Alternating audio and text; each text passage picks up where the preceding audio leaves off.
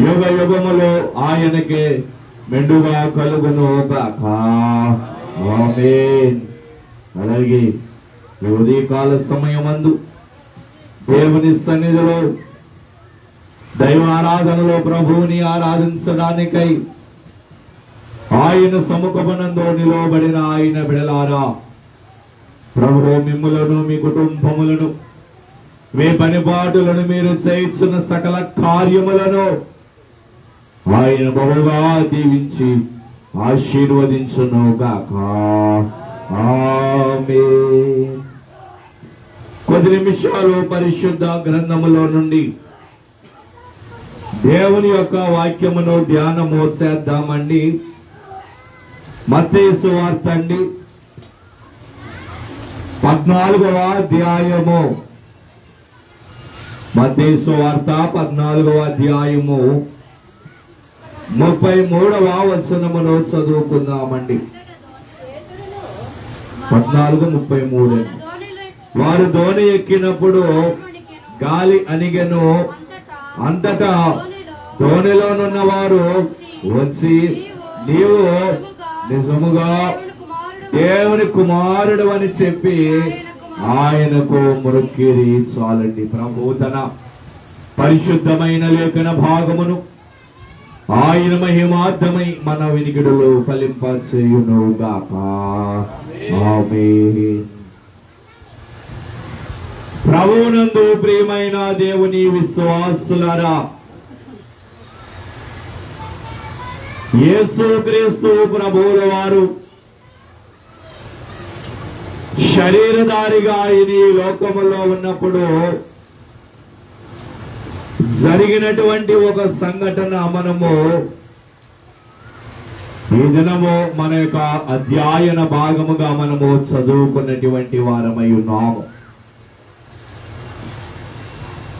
ఈ అధ్యాయములో 3 విషయములు మనకి కనబడుచున్నటువంటివై ఉన్నవి. 3 భాగములుగా మనము ఈ అధ్యాయమును మనము చదువుకోగలము. ప్రియమైనటువంటి వారలారా, మొదటి వచనము నుండి 12వ వచనము వరకు ఒక విషయాన్ని మనము ఈ అధ్యాయములో మనము చూడగలము. అలాగే 13వ వచనము నుండి 21వ వచనం వరకు మరి ఒక సందర్భము మనకి కనబడుతూ ఉన్నది. అలాగే 22వ వచనము నుండి చివరి వరకు 3వ సందర్భము మనకి ఈ పరిశుద్ధ గ్రంథములో ఈ అధ్యాయములో మనకి కనబడుతున్నటువంటిదై ఉన్నది.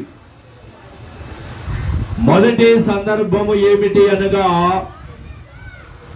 బాప్తిస్మమిచ్చు యోహాను చంపబడుట.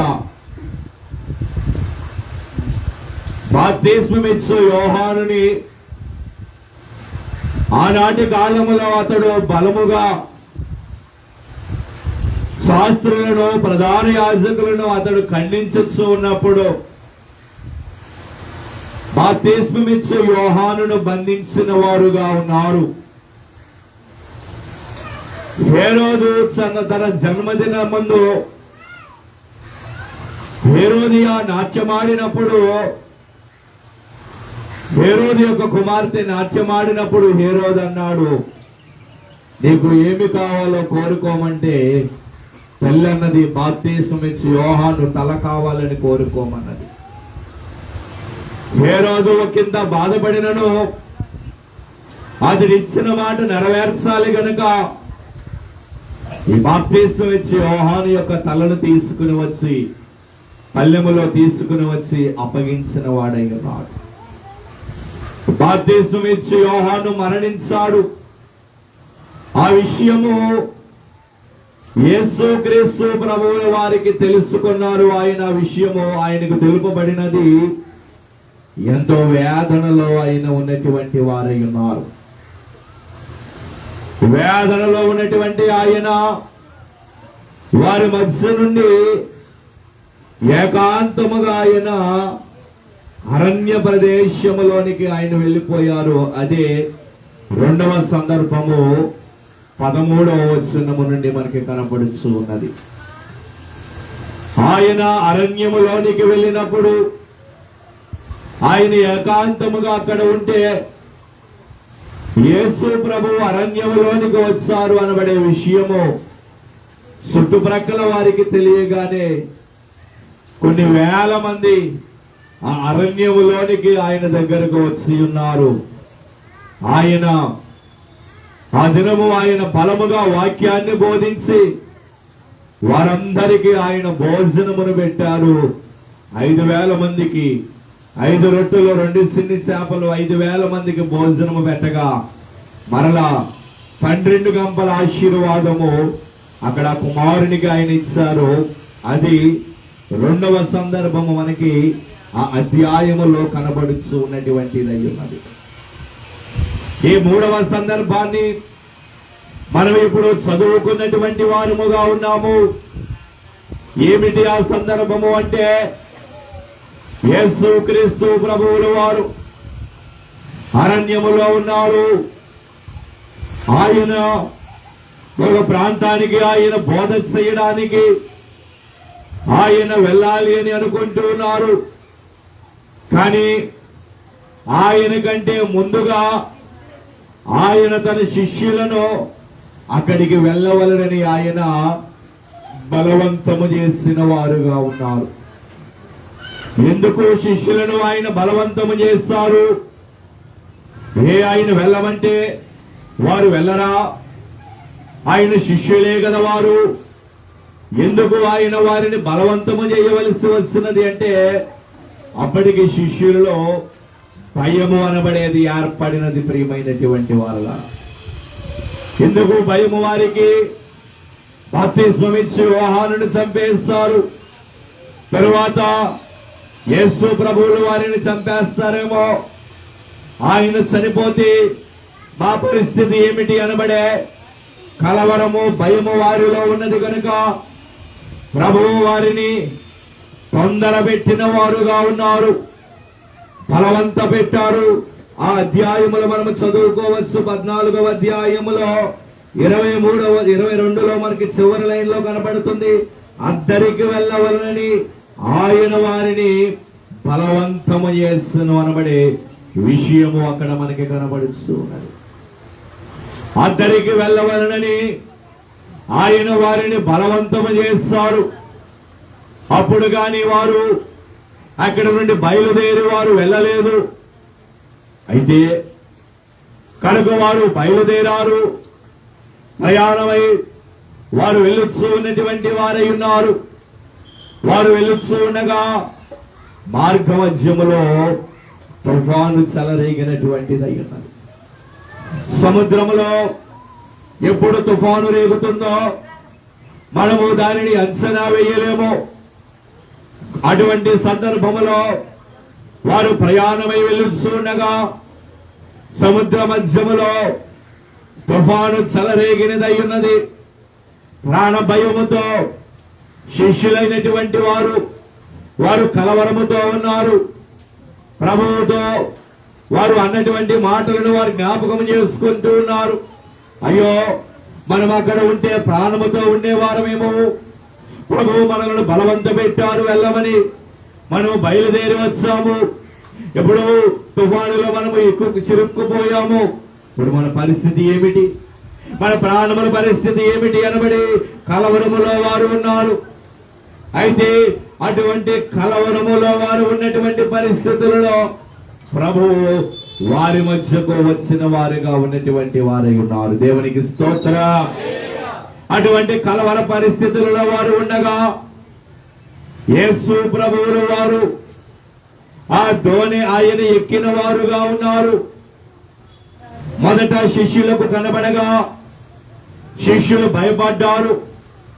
పోతమేమో అని వారు భయపడ్డారు, కలవరపడ్డారు. ప్రభు అన్నారు, నేనే అని అన్నారు ఆయన.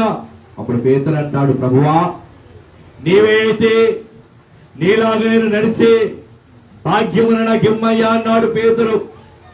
మొదట నడవసాగాడు. పేతురు నడవసాగాడు. బలముగా అడుగులు ముందుకు వేసుకుంటూ వెళుతున్నాడు. కానీ ఎక్కడో ఒకంత అవిశ్వాసము పేతురులోనికి వచ్చినది. నేను మునిగిపోతే ఏమిటి నా పరిస్థితి అనబడి అవిశ్వాసం పేతురులోనికి వచ్చినది. వెంటనే అతడు మునిగిపోసాగాడు.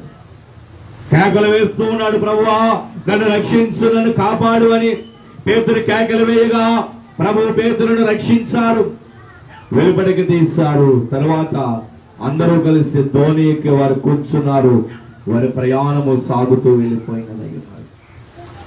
అయితే యేసుక్రీస్తు ప్రభువుల వారు ఆ ధోని ఎక్కుట ద్వారా, ఆ ధోనిలో ఆయన కూర్చుండటం ద్వారా కొన్ని ఆశీర్వాదములు అక్కడ కలిగినటువంటివి అయి ఉన్నవి. అలాగే ఈనాడు మనము ఆయన మందిరము అనబడి ఈ ధోనిలోనికి మనము వచ్చిన వారముగా ఉన్నాము. యేసు ప్రభువుల వారు ఆయన ఈ ధోనిలో ఆయన కూర్చున్నారు. ఆయన స్థానములో ఆయన కూర్చుని ఉన్నారు. ఆయన మందిరమునకు మనము వచ్చడం ద్వారా, లేదా మనము ధోని వేసుకుని ఆయన మందిరమునకు వచ్చడం ద్వారా ఆయన మన ధోనిలో ఆయన కూర్చున్నారు. అలాగూ ఆయన కూర్చుండడం ద్వారా మనకు కలిగే ఆశీర్వాదములు ఏమిటో కొన్నింటిని ఉదయకాల సమయం అందు చూపించి నా వర్తమానమును ముగింపులోనికి తీసుకుని వస్తానండి. 14వ అధ్యాయము 27వ వచనాన్ని చదువు. వెంటనే యేసు ధైర్యము తెచ్చుకుని చాలండి. చదువుబడిన లేఖన భాగములో యేసు క్రీస్తు ప్రభువుల వారు ఆయన ధోని ఎక్కుట ద్వారా అక్కడ ఆయన కలుగు చేస్తున్నటువంటి మొదటి ఆశీర్వాదము ఏమిటి అంటే, శిష్యులైనటువంటి వారు యేసు ప్రభు ఆయన సముద్రములో ఆయన వచ్చడం ద్వారా గాలి ఎదురైనది. సముద్రములో వారు ప్రయాణము చేయించున్నప్పుడు గాలి ఎదురైనది.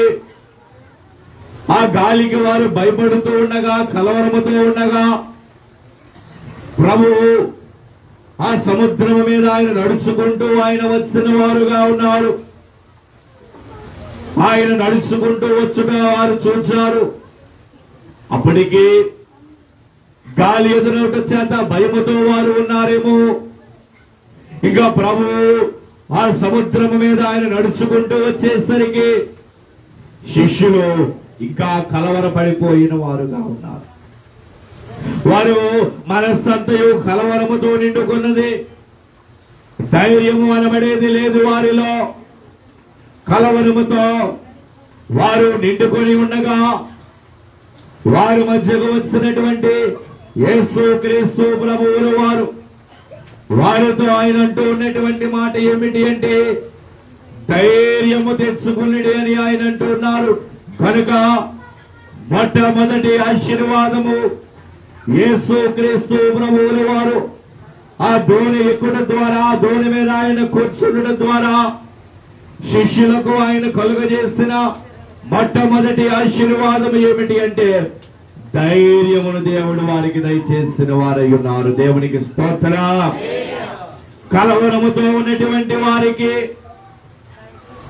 వారి పరిస్థితి ఏమిటో, ఎక్కడికి వారు ప్రయాణము చేయాలో, ఏమిటి గమ్యము ఎరుగినటువంటి వారి పరిస్థితిలో కలవరముతో భయముతో వారు ఉన్నప్పుడు వారికి దేవుడు ఇచ్చినటువంటి మొదటి ఆశీర్వాదము ధైర్యమును దేవుడు వారికి ఇచ్చిన వారుగా ఉన్నారు.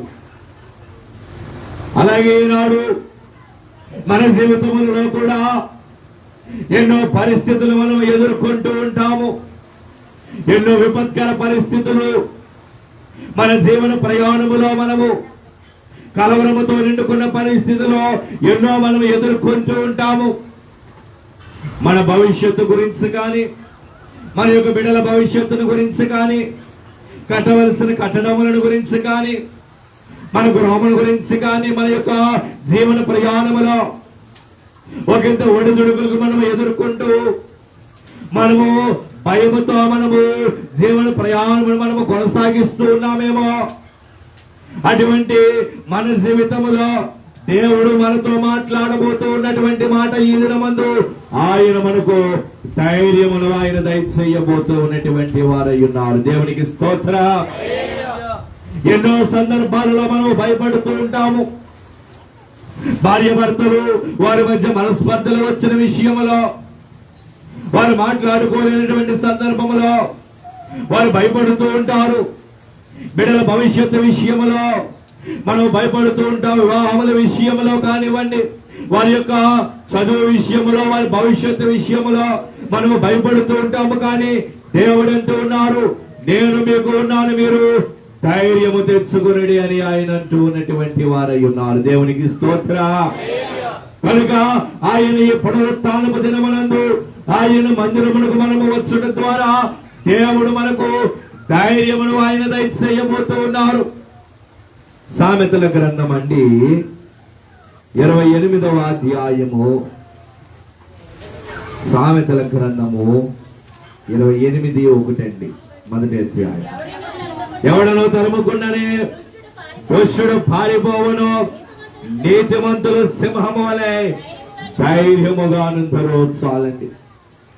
చదువుబడిన లేఖన భాగములో దేవుని ద్వారా దైవ జ్ఞానములు పొందుకున్నటువంటి సొలొమోను భక్తుడు ఆయన అంటూ ఉన్నటువంటి మాట ఏమిటి అంటే, ఎవడను తరుముకుండానే దుష్టుడు పారిపోవును, నీతిమంతులు సింహము వలె ధైర్యముగా నుందురు అని ఆయన అంటూ ఉన్నారు. ఎవరు నీతిమంతులు, ఎవరు దేవుని బిడ్డలుగా ఉంటారో, ఎవరు దేవుని యందు విశ్వాసం ఉంచుతారో, ఎవరు ఆయన మాటలు యందు నమ్మిక ఉంచుతారో, ఎవరు ఆయన యందు బలముగా స్థిరమైనటువంటి స్థితి కలిగి ఉంటారో, ఎవరు ఆయన యందు స్థిరమైన నమ్మకముగా ఉంటారో, వారు నీతిమంతుల వలె ఉండగలరు. వారు దేవుని బిడ్డలు. వారు ఎలాగో ఉండగలరు అంటే, గర్జించు సింహము వలె ధైర్యముగా వారు ఉండగలరు. ఇప్పుడు సింహము అది అన్ని వర్గములకు రాజు, అడవికి రాజుగా పిలువబడేది సింహము. అటువంటి సింహము వేటకు వెళ్ళేటప్పుడు సింహము ఎక్కడన్నా భయపడుతుందా? ధైర్యముగా సింహము వేటకి వెళ్ళిపోతుంది. సింహమును చూసి ఇతర జంతువులు భయపడాలి, కానీ సింహము ఏ జంతువుకి ఇతర జంతువులకి భయపడదు. అలాగే దేవుని బిడ్డలైనటువంటి వారు ఆయన సన్నిధికి వారు వచ్చినప్పుడు వారు ఎలాగో ఉండగలరు అంటే, వారు సింహము వలె ధైర్యముగా వారు ఉండగలరు. ప్రియమైనటువంటి వారు, దేవునికి స్తోత్రం.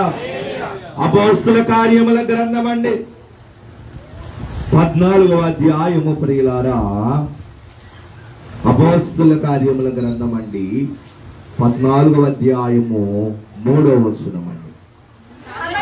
కాబట్టి వారు ప్రభువును ఆనుకొని ధైర్యముగా మాటలాడొచ్చు అక్కడ బహుకాలము గడిపిరి. చాలండి.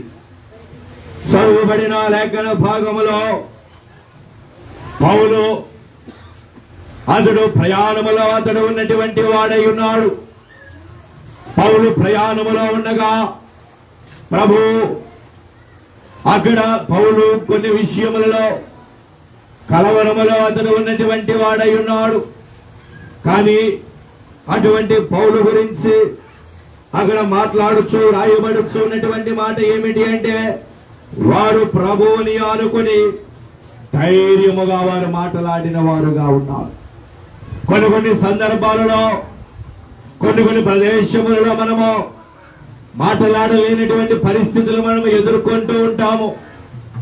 కొన్ని విషయాలలో మనం విపత్కర పరిస్థితులలో మనము మాట కూడా మాట్లాడలేని పరిస్థితుల్లో మనము ఎదుర్కొంటూ ఉంటాము. కానీ అటువంటి సందర్భములో మనము ఎప్పుడైతే దేవుని మీద మనము ఆనుకుంటామో, ప్రభువు మీద మనము ఆనుకుంటామో, అప్పుడు మనము ధైర్యముగా మనము మాట్లాడగలము. ప్రియమైనటువంటి వారలారా, దేవునికి స్తోత్రం.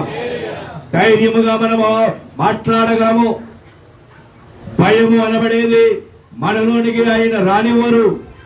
కనుక ఆయన ధోని ఎక్కి కూర్చుండటం ద్వారా శిష్యులకు ఆయన కలుగజేస్తున్నటువంటి మొట్టమొదటి ఆశీర్వాదం ఏమిటి అంటే, దేవుడు వారికి ధైర్యమును దయచేసిన వారుగా ఉన్నారు. రెండవదిగా చూసినట్లయితే 14వ అధ్యాయము మత్తయి సువార్త అండి, 14వ అధ్యాయము 32వ వచనాన్ని చదువుకున్నాను. వారు దోణి ఎక్కినప్పుడు గాలి అణిగెను. చాలండి. చదువుబడిన లేఖన భాగములో మనము చూసినట్లయితే యేసు క్రీస్తు ప్రభువుల వారు శిష్యులు వారి ప్రయాణములో వారు ఉన్నారు. వారు ప్రయాణములో వారు ఉండగా సముద్రములో గాలి రేగినదయ్యున్నది. అయితే ఆ సముద్రములో గాలి అనబడేది రేగుట ద్వారా వారు భయములో వారు ఉన్నారు. యేసు ప్రభువుల వారు ఆయన ప్రయాణమై వారి మధ్యకు వచ్చిన వారుగా ఉన్నారు.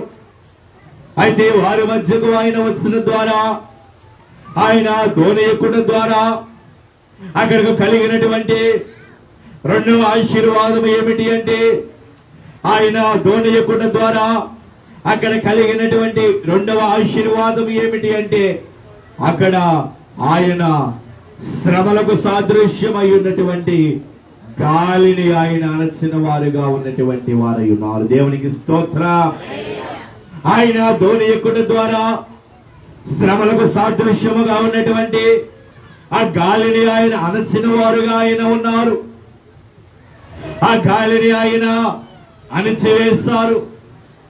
సాధారణముగా ఏ మానవునికైనాను గాలి అనబడేది లోబడుతుందంటారు. ఏ మానవునికైనా గాలి గాని ఆకాశము గాని నీరు గాని ఏదైనాను ఏ మానవునికైనాను లోబడుతుందంటారా? లేదు. కానీ ఆయన ఒక మాట అన్నారు. అక్కడ ఆ గాలిని అణిచివేయడానికి ఆయన ఒక మాట చెప్పగానే, ఏ గాలి అయితే శిష్యులకు శ్రమను కలుగజేస్తూ ఉన్నదో, ఏ గాలి అయితే శిష్యుల ప్రయాణమునకు ఆటంకముగా ఉన్నదో, ఏ గాలి అయితే శిష్యులు ముందుకు వెళ్ళనివ్వకుండా ఆటంకముగా ఉన్నదో, ఆ గాలిని దేవుడు పూర్తిగా ఆయన అణచివేసిన వారుగా ఉన్నటువంటి వారై ఉన్నారు. దేవునికి స్తోత్రం. కనుక నేనంటాను, ఈనాడు మనము ఆయన దగ్గరకు వచ్చాము. ఆయన సముఖములో మనము ఉన్నాము. ఆయన పాదముల చెంత కూర్చుని మనము దేవుని వాక్యమును మనము వింటూ ఉన్నాము. ఇలాగ మనము దేవుని సన్నిధికి వచ్చడం ద్వారా, దేవుని సన్నిధిలో కూర్చుని మనము దేవుని వాక్యమును వినటం ద్వారా దేవుడు మనకు కలుగజేసే రెండవ ఆశీర్వాదం ఏమిటి అంటే, మన చుట్టూ ఉన్నటువంటి శ్రమలు, నిందలు, అపాయములు అనబడే ఈ గాలులన్నింటినీ దేవుడు అణిచివేయబోతూ ఉన్నటువంటి వారై ఉన్నారు. దేవునికి స్తోత్రం. ఆ గాలులన్నింటినీ దేవుడు అణిచివేయబోతూ ఉన్నారు. ఈ పునరుత్థానపు దినమునందు ఆయన సన్నిధిలో కూర్చుని వాక్యమును వింటూ ఉన్నటువంటి ఆయన బిడ్డలారా, మీరు దేవుని సన్నిధికి వచ్చారు. ఆయన పాదముల చెంత కూర్చుని వాక్యమును మీరు వింటూ ఉన్నారు కనుక దేవుడు మీకు ఇచ్చే ఆశీర్వాదము, మీ చుట్టూ శ్రమ ఉన్నదా? మీ చుట్టూ నింద ఉన్నదా? మీ చుట్టూ శత్రువులు పొంచి ఉన్నారా? మీ చుట్టూ అపాయములు తలెత్తి ఉన్నవా? ఏ గాలి కూడా మీ దగ్గరికి రాకుండా దేవుడు వాటిని ఈ దినమందు అణిచివేయబోతూ ఉన్నటువంటి వారై ఉన్నారు. దేవునికి స్తోత్రం. అందుకే జనుగులు దేవదాసయ్య గారు అన్నారు, నా శత్రువులు నన్ను చుట్టినను నరకపు పాశములైగా.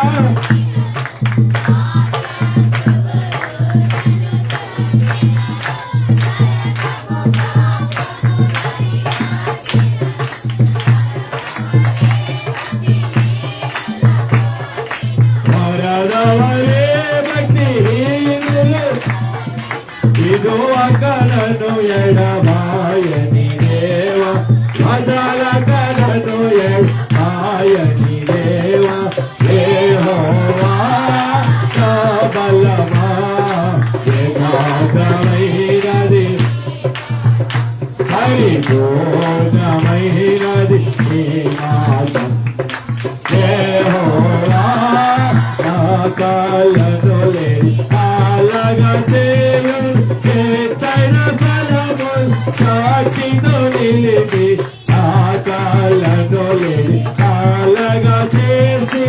శ్రేష్టైన స్థలములు సాక్షితో నిలిచి రక్షణ కేడము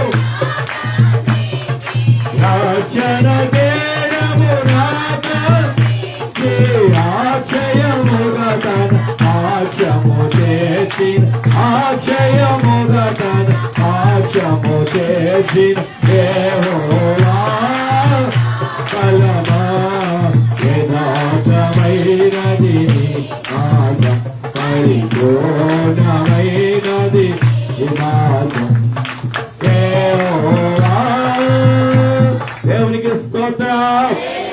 కనుక మన శత్రువులు కానివ్వండి, నిందాపాయములు ఏమైనా, ఈ గాలులు ఏమైనా మన చుట్టూ ఉన్నట్లయితే ఈ దినమందు ఆయన సన్నిధికి మనం వచ్చిన ద్వారా దేవుడు ఆ గాలులన్నింటినీ ఆయన అణిచివేసి ఫలమైన ఆశీర్వాదములు దేవుడు మనకు అనుగ్రహించబోతూ ఉన్నటువంటి వారై ఉన్నారు. దేవునికి స్తోత్రం.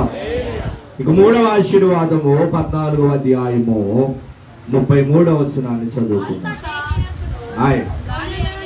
గాలి అడిగను, అంతటా ధోనిలోనున్నవారు వచ్చి నీవు నిజముగా దేవుని కుమారుడు అని చెప్పి ఆయనకు మొరక్కిరి. చాలండి. ఇక మూడవ ఆశీర్వాదము, శిష్యులైనటువంటి వారు వారి ఆ దోణుల వారు ప్రయాణము చేయించుండగా సముద్రం మధ్యలో వారు ఉన్నటువంటి వారై ఉన్నారు. సముద్రం మధ్యలో తుఫాను రేగగా యేసుక్రీస్తు ప్రభువులు వారి మధ్యకు ఆయన ప్రయాణమై ఆయన వచ్చిన వారుగా ఉన్నారు. అయితే వారు కలవరపడ్డారు, భయపడ్డారు. ప్రభు అన్నారు, వారితో మాట్లాడి ధైర్యమును వారికి కలుగజేస్తారు. రెండవదిగా శ్రమలకు సాదృశ్యముగా ఉన్నటువంటి గాలిని ఆయన అణచివేస్తారు. ఇక మూడవదిగా అక్కడ మనము చూడగలిగినట్లయితే వారంటూ ఉన్నటువంటి మాట, నిజముగా నీవు దేవుని కుమారుడు అని చెప్పి ఆయనకు మొరక్కిరి. అనగా దాని భావము ఏమిటి అంటే, యేసు ప్రభువులు వారి యొక్క శక్తిని వారు చూడగలిగారు, ఆయన యొక్క అద్భుతమును వారు చూడగలిగారు. కనుక నేనంటాను, మూడవదిగా యేసు క్రీస్తు ప్రభువులు వారు ఆయన శిష్యుల యొక్క ధోని ఎక్కుట ద్వారా వారు పొందుకున్నటువంటి మూడవ ఆశీర్వాదం ఏమిటి అంటే, దేవుని యొక్క అద్భుతమును వారు చూడగలిగిన వారై ఉన్నారు. దేవునికి స్తోత్రం. ఆయన చేసిన అద్భుతాన్ని వారు చూడగలిగిన వారై ఉన్నారు.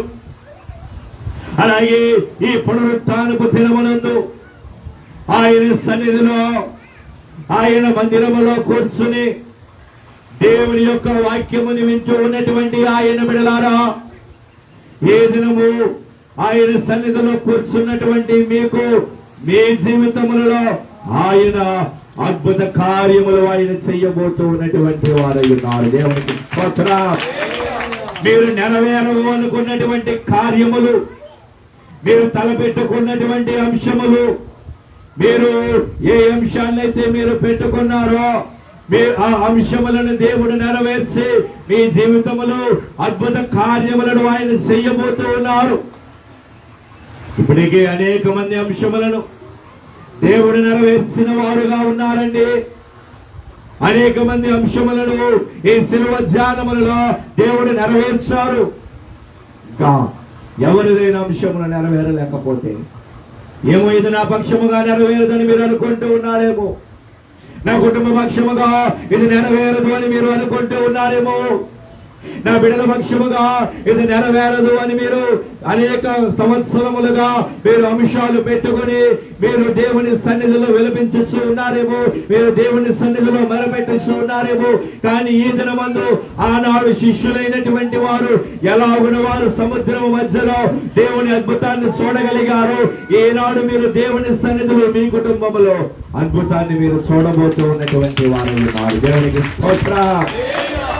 పరమైన అద్భుతాలు, ఆయన అద్భుతములు సామాన్యమైనవి కావండి. మనకు ఒకంత కార్యము ఆలస్యం అవుతూ ఉన్నది అంటే అది నెరవేరదు అని కాదు. ప్రభు అన్నారు, ఆలస్యమైనంత మాత్రమున అది నెరవేరదని నీవు అనుకొనవద్దు. కాలము పరిపూర్ణమైనప్పుడు ఖచ్చితంగా అన్నింటినీ ఆయన నెరవేరుస్తాడు. ప్రతిదానికి సమయము ఉంటుంది.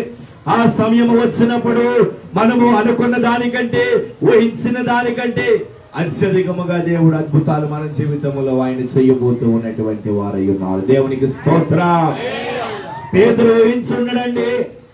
రాత్రంతా ప్రయాసపడ్డాడు పేతురు. ఒక చేప కూడా పేతురుకి దేవుడు దయచేయలేదు. ఎందుకు?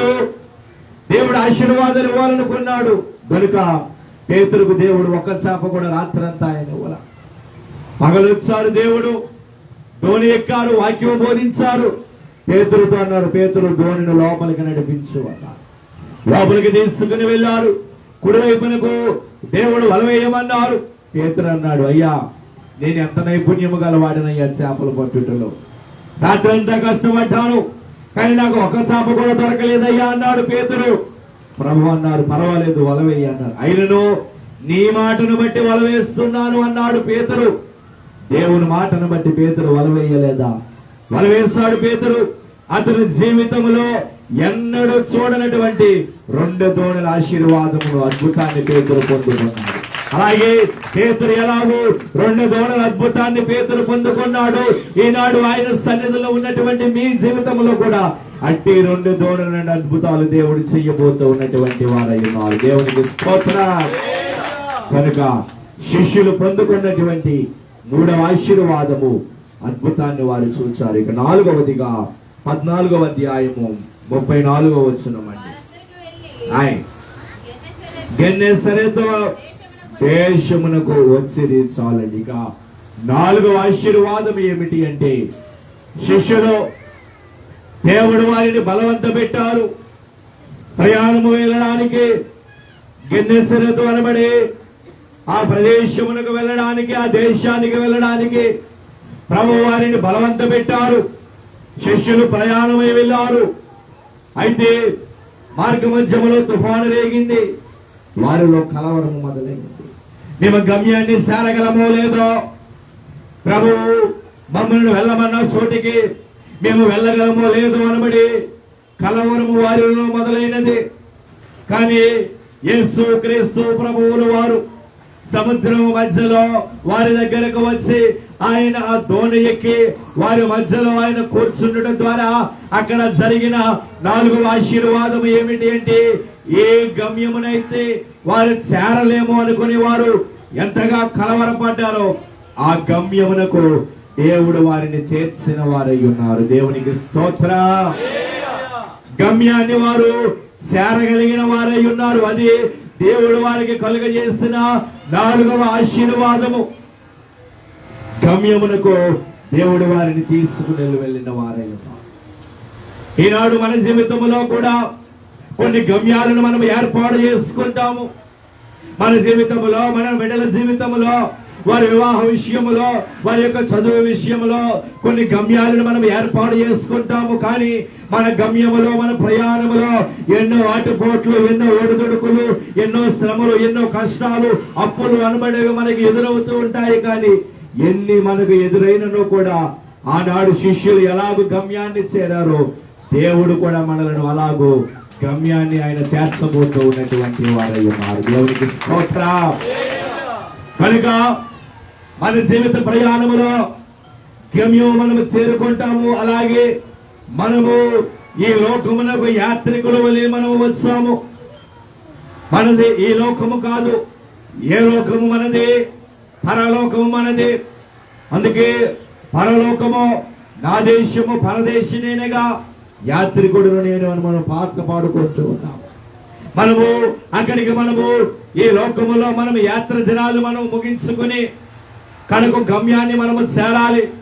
ఆనాడు ఇశ్రాయేలీయులు అరణ్యములో 40 దినములు 40 సంవత్సరాలు వారు ప్రయాణం చేసి కడకు పాలు తేనెలు ప్రవహించు కనాను దేశానికి వారి గమ్యాన్ని చేర్చుకున్నారు. అలాగే ఈ లోకములో మనము యాత్ర దినాలు మనం ముగించుకుని మన కడకు గమ్యం ఎక్కడికి చేరాలి? పరలోక రాజ్యానికి మనము చేరాలి. ఆ పరలోక రాజ్యానికి మనము చేరాలంటే రక్షణ అనబడేది మనకు కావాలి, రాకడ అనబడేది మనకు కావాలి. ఈ లోకములో మనకి ఎన్ని గమ్యాలైనా మనకి ఉండవచ్చును, కానీ కడకు మనకు ఉండవలసినటువంటి గురి ఏమిటి? కడకు మనకు కలిగి ఉండవలసినటువంటి గమ్యం ఏమిటి అంటే పరలోక రాజ్యమే మన యొక్క గమ్యము. ప్రియమైనటువంటి వాళ్ళ, ఆ గమ్యానికి మనము చేరుకోవాలంటే మనకి ఒకటే మార్గము, రక్షణ అనబడేది మార్గము, బాప్తిస్మం అనబడేది మార్గము. అది ఒకటే మార్గము. అది లేకుండా ఎవ్వరును మనము పరలోక రాజ్యానికి చేరలేదు. అందుకే మనం పాడుకుంటూ ఉన్నటువంటి కీర్తనలో టికెట్ లేకుండా ఎక్కాలేరి నావు అనబడే ఓడ వెళ్ళిపోవచ్చు ఉన్నది అనబడే కీర్తనలో చక్కటి చరణము జరుగుల దేవదాసయ్య గారు రాసిన వారు. టికెట్ అనబడేది ఉండాలి. ఏమిటి ఆ టికెట్? రక్షణ అనబడే టికెట్ను మనము కలిగి ఉండాలి. ఈనాడు ఇంకా అనేక మంది రక్షణ పొందుకోవడానికి ఆలస్యము చేయించు ఉన్నటువంటి వారే. ఆయన రాకడ నేడో రేపో అన్నట్లుగా ఆయన రాకడ సూచనలు జరుగుతూ ఉన్నటువంటివి అయి ఉన్నవి. మొన్నటి వారములో మనము మా వార్తలలో మనము బాగుగా ఎరిగినటువంటి వారము. కాశ్మీర్ ప్రాంతములో పెహల్గాం అనబడి ఒక ప్రాంతములో కొంతమంది యాత్రికులు, వారు టూరిస్టులు, మామూలుగా వారి యొక్క విహారయాత్రలకు వారు వెళ్ళిన వారుగా ఉన్నారు. వారి విహారయాత్రలకు వారు వెళ్ళినప్పుడు కొంతమంది టెర్రరిస్టులు వారు వచ్చి క్రూరముగా అనేక మంది టెర్రరిస్టులను వారు హతము చేసిన వారుగా ఉన్నారు. వారి యొక్క ప్రవచనాలను వారు చదవమని, ఇస్లాం ప్రవచనాలను వారు చదవమని వారిని హింసించి వారిని ఎంతో మందిని వారు కాల్చి చంపివేసిన వారుగా ఉన్నటువంటి వారై ఉన్నారు. ఇప్పుడు ఇండియాకి పాకిస్తాన్కి మధ్య భీకరమైనటువంటి యుద్ధ వాతావరణం నెలకొన్నటువంటిదంటూ ఉన్నది. నేడో రేపో 3వ ప్రపంచ యుద్ధం అన్నట్లుగా సూచనలన్నీ జరుగుతూ ఉన్నటువంటివి ఉన్నవి. రాకడ సూచనలన్నీ మనము చూసేస్తామండి. ప్రభు అన్నారు, నేను వచ్చే సమయానికి కరువులు కలుగుతాయి అన్నారు, భూకంపాలు కలుగుతాయి అన్నారు, యుద్ధాలు కలుగుతాయి అన్నారు. ఈ సూచనలని మనము చూసేస్తాము. రష్యా ఉక్రెయిన్ యుద్ధం మనం చూసాం, భూకంపాలు నిన్నగా ఇప్పుడు అనేక చోట్ల, మొన్న మయన్మార్ లో బ్యాంకాక్ లో భూకంపాలు, ఇవన్నీ కూడా ఎన్ని రాకడ సూచన. ఇకన్నీ అయిపోయినాయి. మిగిలినది ఒకటే సూచన ఉన్నది, యెరూషలేములో మందిరము కట్టబడుట. మందసము అక్కడికి తేబడాలి, యెరూషలేములో మందిరము కట్టబడాలి, ఎర్రపయ్య వధించబడాలి. ఎర్రపయ్య ఇప్పటికే సిద్ధముగా ఉన్నది. ఎర్రపయ్యను సిద్ధము చేస్తారు. ఇంకా మందిరము కట్టబడటం ఒకటే మిగిలి ఉన్నది. ఎప్పుడైతే ఆ మందిరము కట్టబడినదో దేవుని యొక్క రాకడ ఇంకా అవశ్యము. ప్రియమైనటువంటి వారు, కనుక ఇంకా ఎవరైనా రక్షణ పొందుకోకపోతే, ఆలస్యము చేయించు ఉన్నట్లయితే రక్షణ పొందుకోండి. చాలా మంది అంటూ ఉన్నారు, యవనస్తులైనటువంటి బిడ్డలు లోకం మీద వారు ఆశ కలిగి అనేక మంది, చాలా మంది అంటూ ఉన్నారు, వారి తల్లిదండ్రులు వారిని బాప్తిస్మం తీసుకోమంటే ఒక చోట ఒక బిడ్డ అన్నాడంట, నేనేమన్నప్పుడే చచ్చిపోతానా అని అన్నాడంట ఆ బిడ్డ, బాప్తిస్మం తీసుకోమంటే. సరే అనుకున్నాము, అనకూడదు, కానీ ఏదో ప్రయాణములో వెళుతూ ఉన్నప్పుడు అకస్మాత్తుగా మరణం అనబడేది, మరణము ఎప్పుడు మనకి సంభవిస్తుందో తెలియదు. అకస్మాత్తుగా మరణం సంభవిస్తే మరి మనం ఎక్కడికి వెళ్తాము? ఒక ఆలోచన అనబడేది ఉండాలి. మనం ఏ మాట మాట్లాడినా ఆలోచన అనబడేది కలిగి మనం మాట్లాడాలి. ప్రియులారా, రక్షణ అనబడేది చాలా అత్యంత ప్రధానమైనది. కనుక శిష్యులు ఆనాడు గమ్యాన్ని వారు చేరగలిగారు. అలాగే మనము పరలోక రాజ్యము, పరమ కానాను అనబడే గమ్యాన్ని మనము చేరాలి. ఆ గమ్యాన్ని మనము చేరగలగాలి అంటే ఒకటే మార్గము, ఆ మార్గము యేసు క్రీస్తు ప్రభువుల వారు. ఆయన ద్వారానే మనము ఆ గమ్యాన్ని చేరగలము. ప్రియమైనటువంటి వాళ్ళ దేవునికి స్తోత్ర. కనుక యేసు క్రీస్తు ప్రభువుల వారు ఆ ధోనిని ఆయన ఎక్కారు. ఆ ధోని ఎక్కుట ద్వారా కలిగిన ఆశీర్వాదములు ఏమిటో మనము ధ్యానం చేస్తాము. ఏదైనా మనమును ఆయన సన్నిధిలోనికి వచ్చాము. ఆయన సన్నిధికి వచ్చుట ద్వారా దేవుడు మనకును బలమైన ఆశీర్వాదములు ఇవ్వబోతూ ఉన్నారు.